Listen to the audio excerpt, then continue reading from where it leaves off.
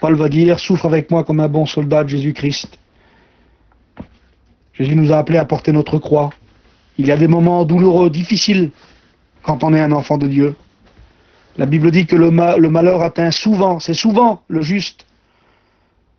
Mais l'Éternel l'en délivre toujours. Quelle beauté, Seigneur. Toujours. C'est vrai qu'il y a souvent la difficulté, mais toujours, il y a une délivrance de Dieu. Que Dieu soit loué. Voilà, j'aimerais lire avec vous dans l'évangile de Jean. L'évangile de Jean au chapitre 16 et au verset 20. Et c'est Jésus qui parle. En vérité, je vous le dis, vous pleurerez et vous vous lamenterez et le monde se réjouira. Vous serez dans la tristesse, mais votre tristesse se changera en joie. Je vais le relire parce qu'il est tellement beau et tellement important. En vérité, je vous le dis, vous pleurerez et vous vous lamenterez et le monde se réjouira. Vous serez dans la tristesse, mais il y a une grande promesse, mais votre tristesse se changera en joie. Mes frères et sœurs, ce message de Jésus est le message de l'Évangile pour tous les enfants de Dieu. Et combien de fois vous avez vécu ces moments-là? Combien de fois les serviteurs de Dieu, les servantes de Dieu, tous les enfants de Dieu ont vu, ont connu ces moments-là dans leur vie? Je vous le dis, vous pleurerez, vous vous lamenterez et le monde se réjouira. Combien de fois on a pleuré? On a pleuré des nuits complètes, des journées complètes de tristesse, alors que le monde qui était à côté de nous, nous voyions le monde qui se réjouissait. Et combien d'interrogations il y a dans nos cœurs, mes frères et sœurs, lorsqu'on est un enfant de Dieu et que tout va mal et nous regardons le monde et le monde, on dirait que tout va bien. Le monde se réjouit. On est en train de vivre des temps difficiles là et nous voyons encore le monde inconverti, le monde. On voit des gens qui font encore beaucoup de projets, on voit encore des gens qui gagnent beaucoup d'argent, on voit encore des gens qui possèdent, qui amassent, qui se réjouissent dans le monde, alors que l'Église est là en train de pleurer. Eh bien mes frères et sœurs, je vous invite à lire le psaume 73. C'est ce qu'a vécu Asaph, qui était un chantre de l'Éternel, qui était un homme qui louait Dieu.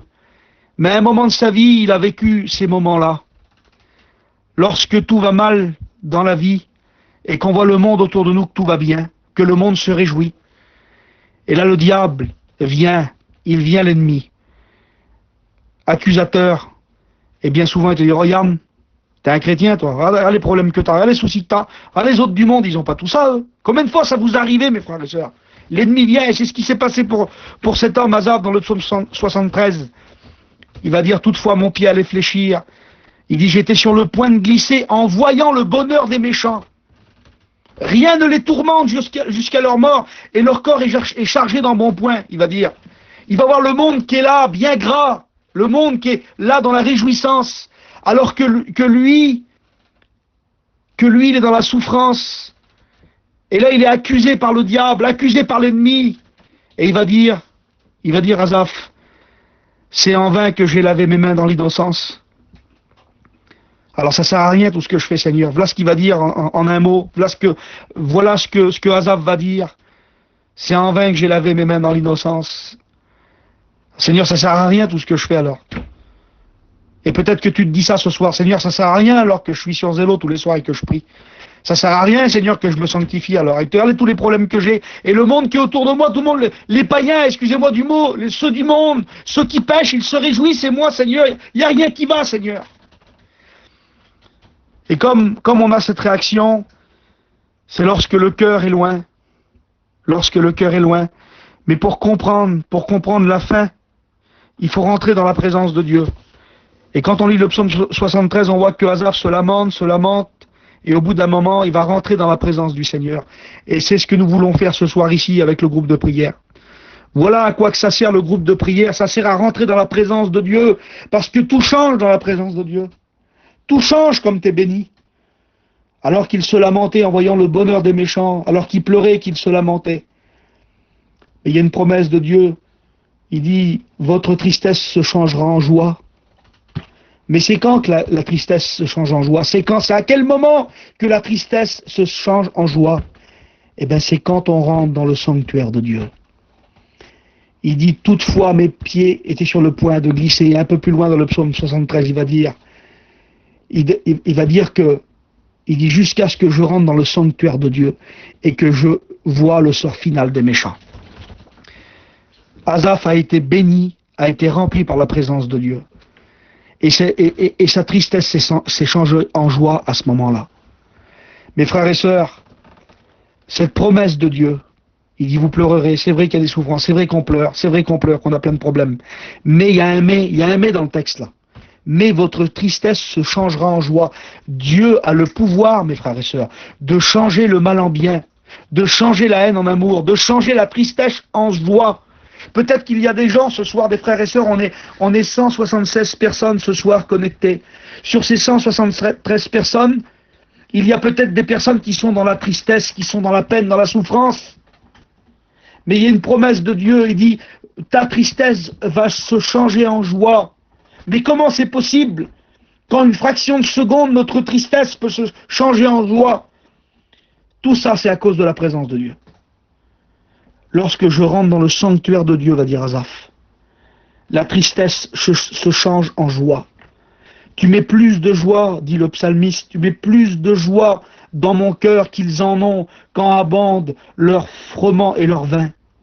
Mes frères et sœurs, notre joie à nous, la joie des enfants de Dieu, c'est pas la joie d'un bijou, c'est pas la joie d'une voiture, c'est pas la joie d'un voyage, c'est pas la joie d'un dîner au restaurant, c'est pas cette joie-là, cette joie charnelle de la terre qui est passagère, c'est pas la joie du monde. Mais la joie que Jésus parle, c'est la joie du ciel, c'est la joie du salut, c'est la joie du Saint-Esprit, c'est la joie de la louange et d'adorer Dieu. Cette promesse de Dieu, il te dit ce soir le Seigneur, malgré si tu regardes tout le monde autour de toi et que tu vois tellement de réjouissance dans le monde, et peut-être que tu as envie les insensés, je voudrais te dire ce soir qu'il faut que tu rentres dans la présence du Seigneur. Il faut que tu entres de tout ton cœur dans cette présence de Dieu. Dieu va bénir ton cœur. Et vous savez, mes frères et sœurs, quand on est béni, tout va bien. Je le répète ce que je viens de vous dire. Quand on est béni par Dieu, qu'on est rempli de la présence de Dieu, tout va bien. Quand tu es béni, même si tu n'as pas de sous, t'es bien. Quand tu es béni, même si tu es malade, t'es bien. Quand tu es béni, comme tu es rempli par le Seigneur, même que tout va mal autour de toi, lisez le livre d'Habacuc, un prophète de l'Ancien Testament. Il va prophétiser que des mauvaises choses. Il va dire le figuier ne fleurira pas, les brebis vont quitter le troupeau. Il prophétise que des mauvaises choses tout le long de son livre, il n'y a que de la souffrance. Tout le long du livre d'Habacuc, il n'y a que de la souffrance, que de la peine, que de la tristesse. Et à la fin du livre, vous savez ce qu'il dit? À la fin du livre, les dernières lignes du livre d'Habacuc, il va dire, c'est vrai, il y a tout ça, c'est vrai qu'il y a de la souffrance, c'est vrai qu'il y a des combats, c'est vrai qu'il y a des difficultés, mais toutefois, malgré tout, mon cœur se réjouira en l'Éternel. Je veux me réjouir en l'Éternel. La seule joie que le prophète avait, c'était l'Éternel. Se réjouir en Dieu. Le verset 21 du texte que je viens de vous lire, il dit ça. La femme, lorsqu'elle donne naissance, éprouve de la tristesse.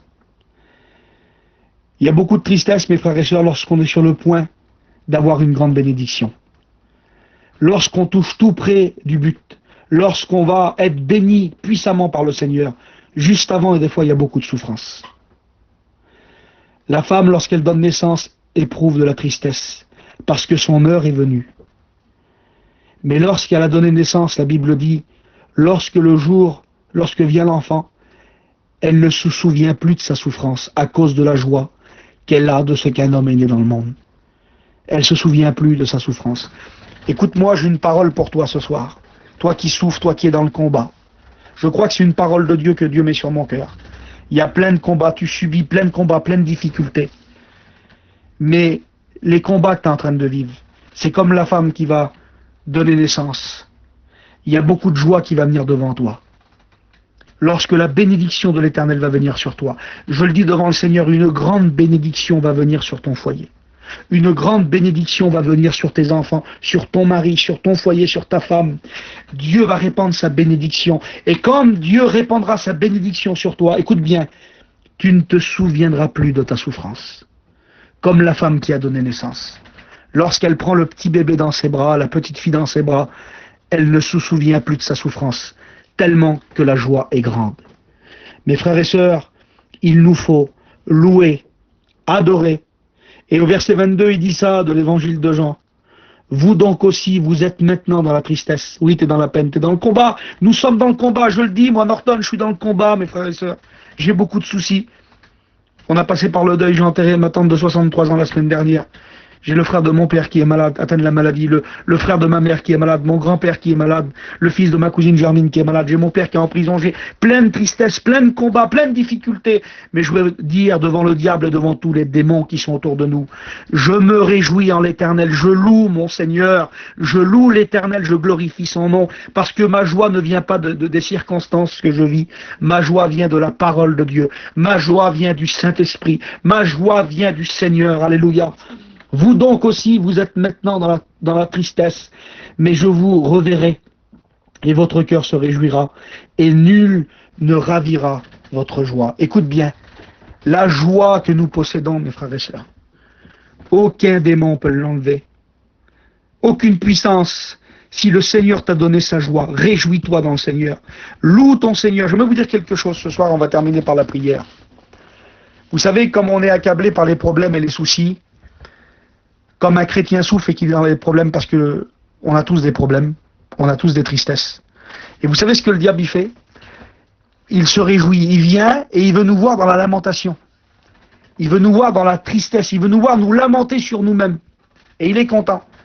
Mais lorsqu'un chrétien passe dans la difficulté, le problème, et qu'il passe dans plein de soucis, le diable y vient aussi. Mais il est étonné de voir des chrétiens qui, dans la souffrance, louent le Seigneur, qui dans la souffrance adore Dieu et qui dans la souffrance se connecte le soir sur Zélo et prie le Seigneur. La Bible dit, je m'écris loué soit l'Éternel et je suis délivré de mon ennemi. Au nom de Jésus, malgré tous les problèmes que tu passes, écoute bien, malgré tous les soucis, tout ce que tu vis, la parole de Dieu elle est pour toi ce soir. Dieu va faire un miracle. Ta tristesse va se changer en joie maintenant, ce soir, ici. Prie le Seigneur. Loue le Seigneur dans ta difficulté, loue-le, et Dieu va déposer sa puissance dans ton cœur. Dieu va changer les circonstances de ta vie. Dieu va changer les circonstances. Il a le pouvoir de changer les circonstances. La Bible dit, c'est écrit dans la parole de Dieu dans l'Ancien Testament, que c'est lui qui change les temps et les circonstances. Il est capable en une journée de changer les temps et les circonstances. Dieu va faire quelque chose pour toi ce soir. Il te tend la main, il t'a parlé dans sa parole. Alors maintenant, réponds-lui par la prière. Je prie avec vous. Seigneur, je suis devant toi. Je te prie, Seigneur, avec Fallon, nous sommes là ce soir. Ah, Seigneur, tu sais combien de difficultés nous avons, combien de peines, Seigneur, combien de tristesses qui sont là, c'est vrai. Je veux être vrai, Seigneur. Et des fois, je pleure, des fois, je me lamente, je demande pardon, Seigneur. Mais Seigneur, je te loue parce que je sais que tu changes la tristesse en joie, Seigneur. Ta parole a le pouvoir de changer la tristesse en joie. Ton esprit a le pouvoir de changer la tristesse en joie. Tu mets de la joie dans mon cœur, Seigneur. Cette joie du Saint-Esprit. Ah, que je suis dans la joie lorsque j'écoute ta parole. Que je suis dans la joie lorsque j'écoute nos anciens qui sont avec nous, que j'écoute Juanito, Xavier, les pasteurs qui prêchent, Donald, tous les copains qui sont sur le groupe. Lorsque je les écoute prêcher, Seigneur, mon cœur est dans la joie. Pourtant, il n'y a rien qui va, plein de choses qui vont pas. Mais mon cœur, il est dans la joie lorsque je te loue, Seigneur. Lorsque j'écoute le peuple prier, louer, adorer Dieu. Oui, nous sommes tes enfants. Oui, nous sommes des enfants de Dieu. Oui, nous sommes vainqueurs par celui qui nous a aimés. L'ennemi, il n'a aucun pouvoir sur nous. Aucun pouvoir. Au nom de Jésus, il n'a aucun pouvoir sur nous parce que nous sommes les enfants de Dieu. Ton sang est sur les linteaux de mes portes. Tu mets dans mon cœur de la joie, une joie immense. Je me réjouis en toi, Seigneur. Je me réjouis dans ta parole. Je me réjouis dans la prière. Je me réjouis dans la louange, Seigneur. Seigneur, je te loue. Donne-moi à rechercher toujours cette réjouissance-là. Seigneur, Seigneur, tu nous l'as dit. C'est vrai qu'il y a les gens du monde se réjouissent, mais tu viens de nous le dire là dans le texte. Tu viens de nous le dire, vous pleurerez, vous vous lamenterez, et le monde se réjouira. Mais votre tristesse se changera en joie.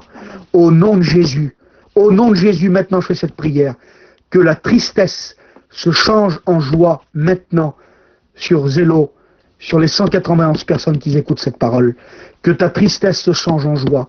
Que demain matin, que toute la souffrance que tu as dans ton cœur, que demain matin, comme tu te lèves au nom de Jésus, que ça soit une joie vraie, une joie pure. Loue ton Seigneur dans ta difficulté. Dieu va changer les temps et les circonstances. Que Dieu vous bénisse. Amen.